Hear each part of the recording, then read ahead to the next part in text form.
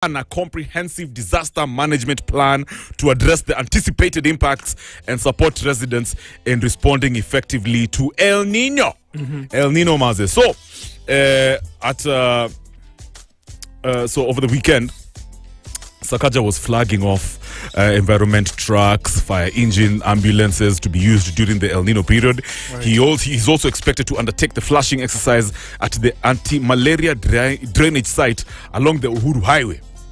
So, Pia nilicheki, apparently he recently recruited Green Nairobi national team that was awarded deployment letters. So ando pia watasaidia ni magazi watasaidia kwa mitigation of the effects of El Nino across the 17 sub-counties right here in the big city. Yeah. Now, Kev, I mean, JP, let me ask you, do you think the county government of Nairobi has the capacity to deal with the effects of El Nino? I think they do have the capacity to handle it, but they will not handle it. That's the problem. You see now, easy vitu kama za El Nino, issue ni maji, sio? This is a lot of water that's coming in. Rains are flooding, wreaking havoc all over the city. We have issues with drainage that haven't been fixed. Manze for decades. So why are you bringing trucks? Si labda za ku... Okay, I don't even... Iyo ambulance ni nini? Watu wakikufa sasa tuwabebe ama... Kutakuwa na watu... Bro, injuries zitakuwa mob. Yeah. Kuna watu labda makeja zao flooding, mahouse zitakuwa submerged. Yeah. Especially in the informal sectors, settlements rather. Yeah. I saw a video last week, some guys were posting in Kibera, they were showing how it's been raining. Just this mvua imenyesha tu the other day. Yeah. How it's passing through people's houses. What? They should have started with the drainage systems in those areas and slums. How do we mitigate that? How do we help these sewage systems to stop mixing with the water? That's where the county government should have started their business. Not bringing us ambulances and trucks. Let's just be honest, Kev. So unadhani wamechelewa? Wamechelewa sana. In preparedness. In preparedness, they're very, very late in what they're supposed to have done. Yeah. They should have started like last year. Wallahi. You know, it's true. And then this is a lot of rain, and you know, water harvesting. Do we have any tanks that is going to be storing this water that's coming in? There's nothing like that they've done. So they're like trying to be like, let's wait for the damage and then let's mitigate the damage. It doesn't make sense to me. Yeah, and inakuwa shida sana, especially when it comes to county governments. Disaster management, Buddha, wase wengi struggle. I can't imagine if we are questioning Nairobi's ability. What about other counties huko mashinani, maze? That's the worry. You know, and then the other thing is that effects of El Nino, flooding.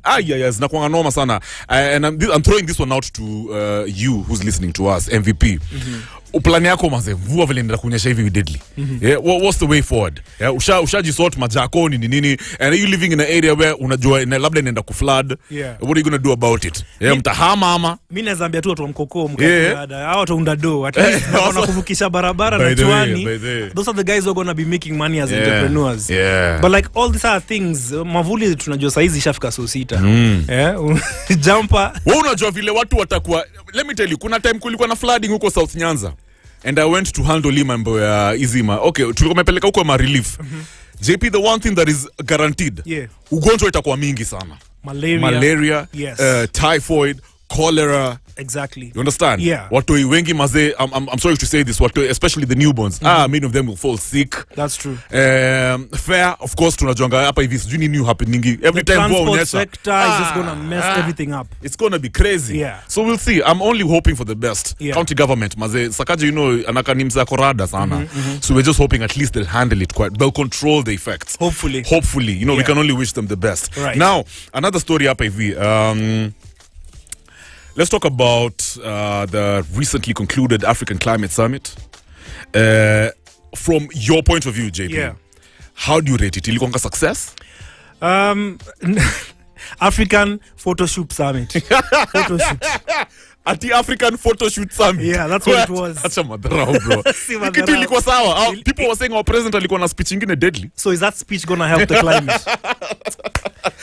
Okay. Itabidi mnite hater lakini okay, in terms of organization. Right. Just the way they went about the whole event pale KCC. I think ilikuwa sawa.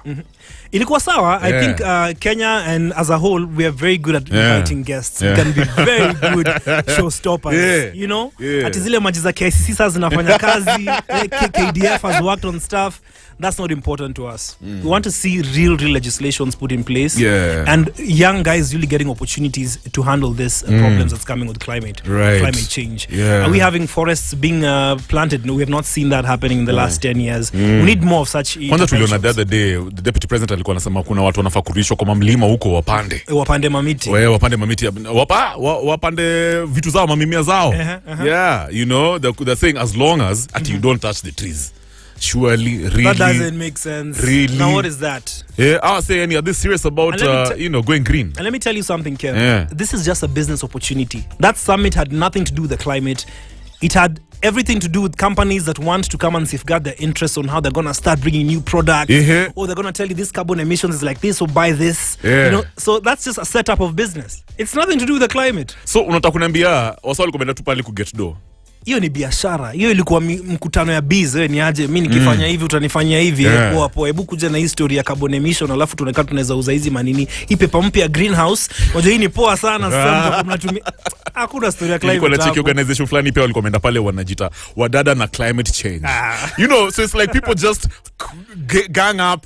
Wanasema okay, tu register NGO yetu, tuende pale buda kuna kakitu. Wanakuwa exactly. So people are also referring to Wangari Maathai. You know Wangari Maathai, she's out here, she was trying to defend, you know, even the environment, going green in nini. Yeah. And she was against whatever was happening in the forest cover mazeki rudi down. Right. Now some people are saying, surely do we need all this money? Tunafaa kuomba hizi dozote kweli? Na unajua watu wametulenda mado. Why can't we just go and get some students?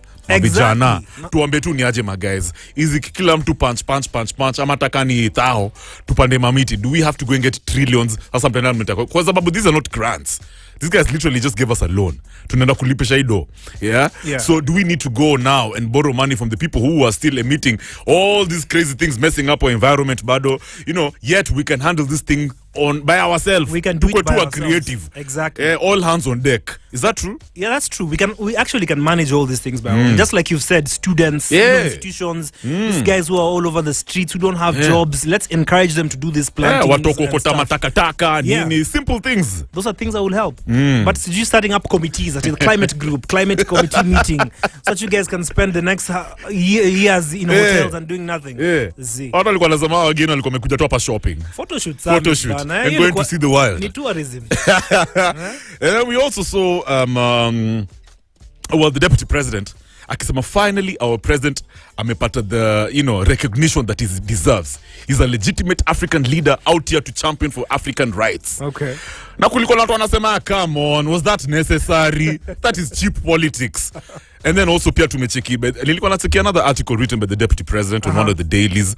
So do you think the deputy president was playing cheap politics? Was that the right venue to go and start talking about how, our president is legitimate, he's the right? I don't know. I just wish I could be able to have like 2 minutes with the deputy president and just like give him a little bit of sense. Like as in, he just doesn't know what to discuss where. You know what I'm saying? Yeah. Like he's a bit misplaced in how he talks. I think he means well for the country, but there's some things that you need to focus on. If it's about climate, let's hear about that. Let's talk about what interventions the government is coming up in place with.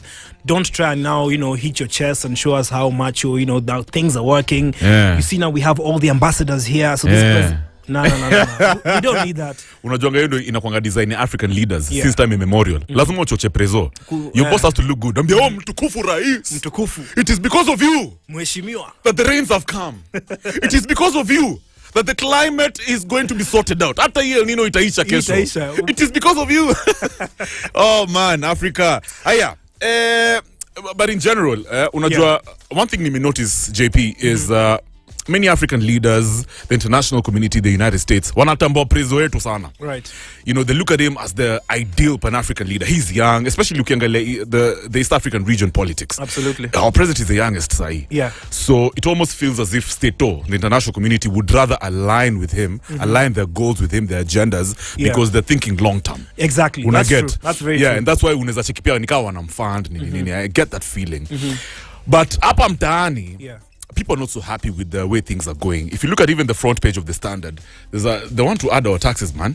No reprieve yet as court declines to freeze new taxes. Iko kwa page 6. Yeah. Life is extremely hard for our Kenya, man. It's becoming tough. Watu wengi wanadai kutoka hii Kenya. People are constantly trying to make ends meet, looking to earn extra income. Life in general is tricky. It's very tricky. Aside from hizo accolades anapata huko majuu, has the president done enough to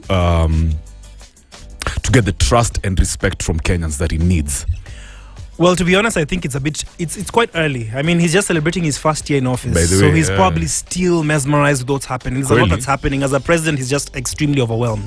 But I feel like he's also not really taking the right path, and he needs to really now start realigning with people who are actually going to help him meet the agenda quicker and faster. So akienda vizuri, he might be better. So it's a bit too early to say if he's really done the best, but he also just needs to start realigning himself quite early with people who are actually going to help him meet his agenda. So unacheki juzi, okay, hizi talks vile zimeanza, hizi bipartisan talks, wanasema economy improve kiasi. There's a sense of stability. So nadhani it's the right direction for him to go. Anafaa kuanza kufanya kazi na rao. He needs to work with the opposition as much as possible. Moving forward. He really needs to now start listening and really paying attention to what's really happening. Because you cannot just ignore half of the country and act like everything is okay. No. This is the time to okay, let me hear what you guys have to say. I support that issue of opening up the office of the opposition leader. Of the opposition leader, because it's really good. Let people, air out their thoughts through that and vent and come up with solutions. Sawa maze. Alright guys, 45 ikifika 7:45 tupige simu. I'm hanging out with JohnPaul. JohnPaul is an amazing young man out here in this governance conversations, maneno ya policy. He's also an entrepreneur and of course a podcaster, former radio presenter. Right now I've got some chronics for you. Kumbuka lines will be open in a bit. 0719012700. I can buy chronics in a bit. Twende kazi. Good morning. Rebels and reggae heads, start your day the MVP way. Where you are the MVP, no negative vibes.